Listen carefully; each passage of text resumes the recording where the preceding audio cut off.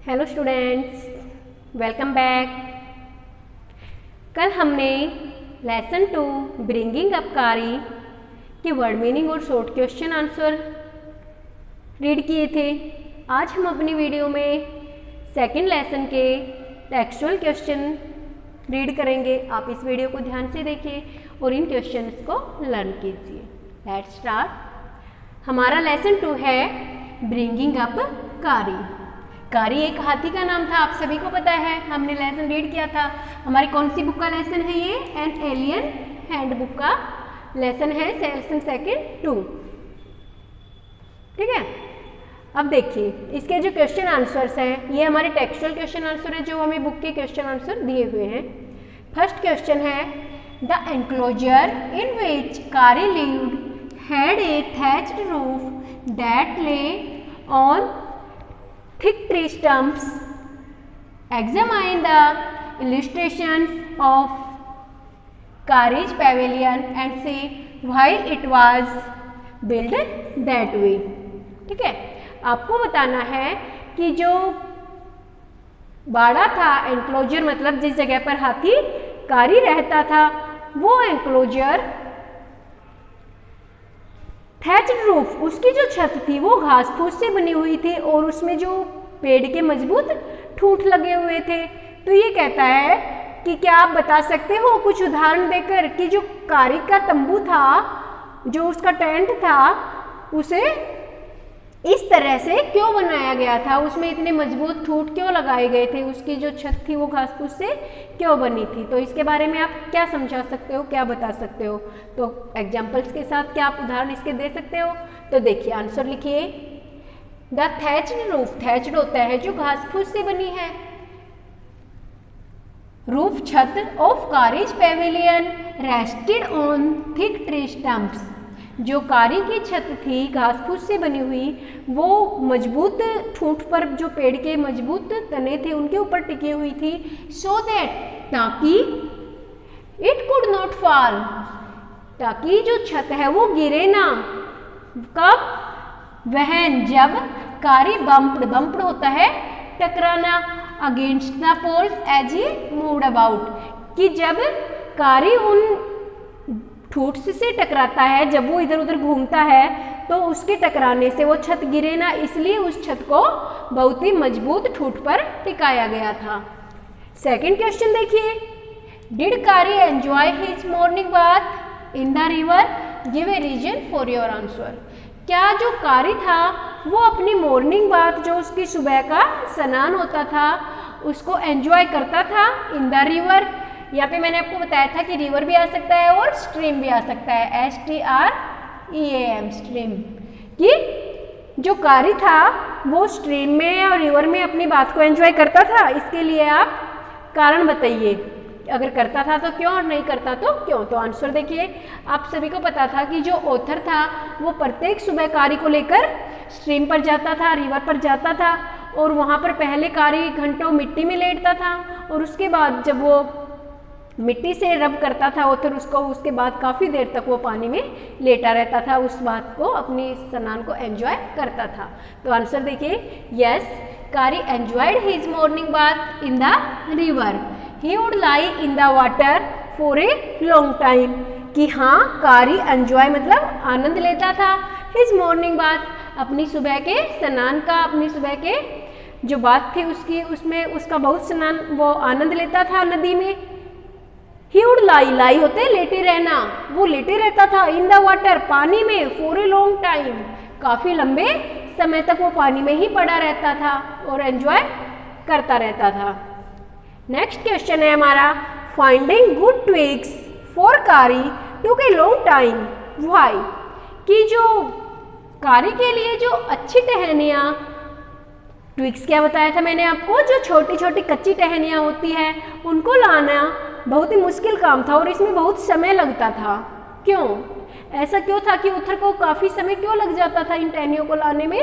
तो देखिए answer, the author had to climb all kinds of trees to get the most delicate and tender twigs, कि जो author था उसको बहुत से पेड़ों पर चढ़ना पड़ता था कि जो हाथी के लिए मोस्ट डेलिकेट, बहुत ही सॉफ्ट, नरम, ठीक है, टेंडर ट्विग्स, कोमल, और जो डेलिकेट मतलब रस भरी स्वाद जो ट्विग्स थी, टहनियाँ थी, उनको लाने के लिए उसे अलग अलग पेड़ों पर चढ़ना पड़ता था। इसलिए it took a long time, कि इसलिए उसे बहुत ज़्यादा समय लग जाता था।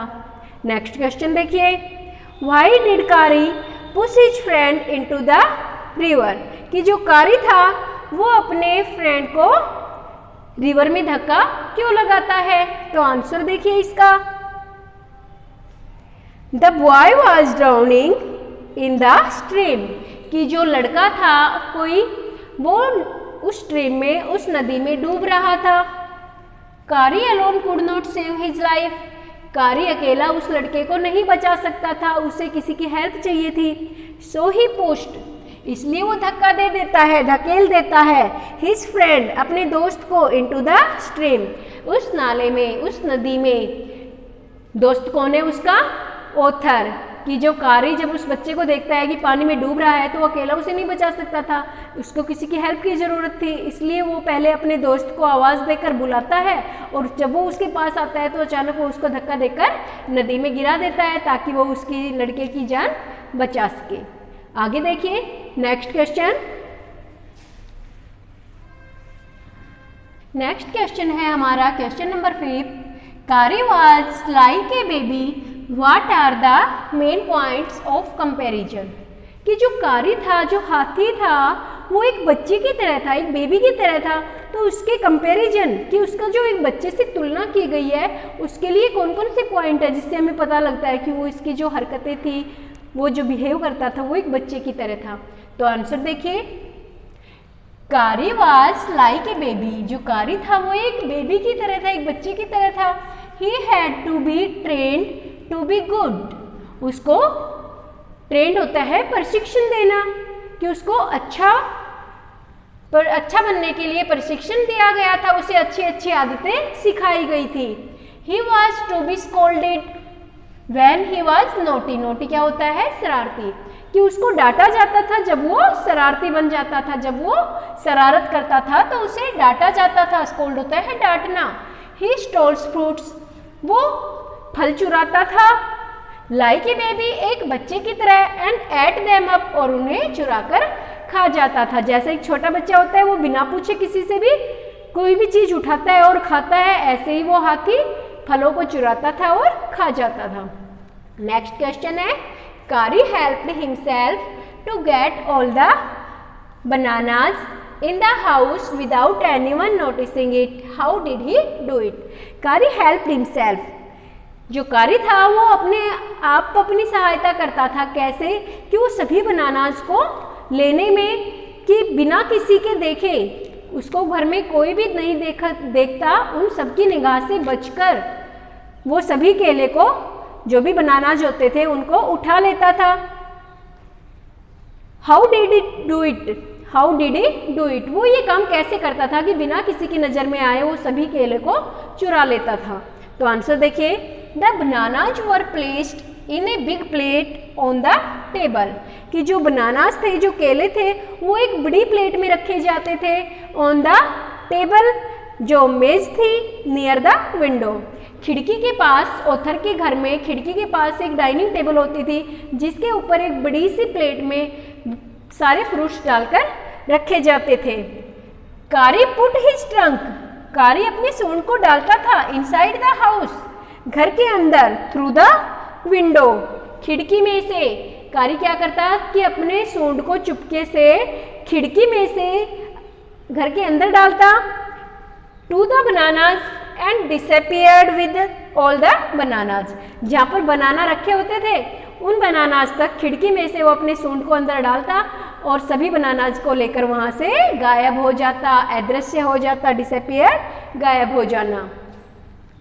ठीक है, नेक्स्ट क्वेश्चन देखिए, Kari learned the commands to sit and to walk, Kari ने कुछ संकेत, जो आदेश थे वो सीखे, टू सिट बैठने का, टू वॉक चलने का, जो कमांड्स थी उसको जो संकेत दिए गए थे। व्हाट वर द इंस्ट्रक्शंस, तो उसके लिए क्या संकेत थे फॉर ईच कमांड, जो कमांड उसको, जो आदेश जो उसको दिए गए थे उनके लिए, बैठने के लिए, चलने के लिए उसको क्या क्या संकेत बताने पड़ते थे। तो आंसर देखिए, इफ यू से धत, यदि तुम उसको धत कहते हो, DHAT, धत, एंड पुल हिज ईयर, और धत कहकर उसका कान खींचते हो, देन कारी विल सिट, तो कारी बैठ जाएगा, क्योंकि उसे सिखाया गया था कि अगर कोई तुम्हें धत बोले और तुम्हारा कान खींचे तो तुम्हें बैठना है।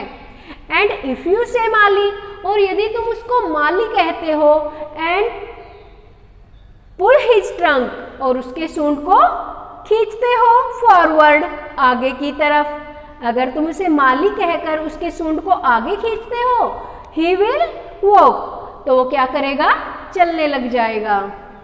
नेक्स्ट क्वेश्चन देखिए, what is the master call, कि जो मास्टर कॉल है वो क्या थी, जो विशेष ध्वनि हाथी को सिखाई जाती है वो क्या है।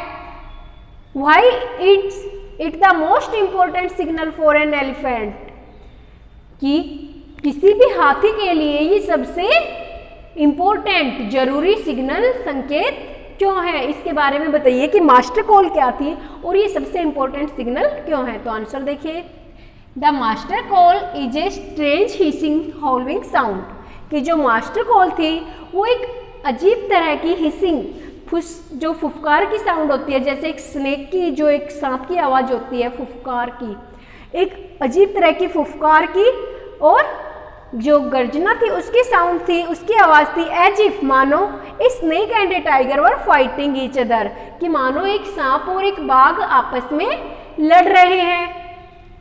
इन the elephant ear, you have to make that kind of noise, उस प्रकार की आवाज़, जो फुफकार की और जो चिल्लाने की आवाज़ है, वो आवाज़ें आपको make in the elephant year, उन आवाज़ को आपको हाथी के कान में सुनाना होता था। हियरिंग दिस कॉल, इस आवाज़ को सुनकर the elephant comes to know, हाथी ये जान जाता है that is master has lost the way, जब हाथी के कान में ये आवाज़ सुनाई पड़ती है तो वो जान जाता है कि उसका जो मास्टर है, उसका जो स्वामी है, वो अपना रास्ता भूल गया है। Then the elephant start pulling the trees, तब जो हाथी है वो आरंभ कर देता है, पुलिंग मतलब गिराना, ट्रीज मतलब पेड़, कि इस आवाज़ को सुनकर हाथी पेड़ों को गिराना शुरू कर देता है। इन फ्रंट ऑफ हिम, उसके सामने, जो हाथी के सामने जितने भी पेड़ आते जाते हैं वो सभी पेड़ों को लाइन में गिराता हुआ चला जाता है। एंड मेक्स ए रोड, और एक रास्ता बना देता है, राइट थ्रू द जंगल, जंगल के बीचों बीच, जहाँ पे ओथर होता है, जहाँ से उसका मालिक होता है, वहाँ से उसके घर तक जंगल के बीचों बीच एक सीधा रास्ता वो बना देता है पेड़ों को गिराते हुए। तो ये थे हमारे क्वेश्चन आंसर्स लेसन 2 के। आप इन क्वेश्चनों को अपने नोटबुक्स में लिखिए और इन्हें लर्न कीजिए। Thanks, have a nice day.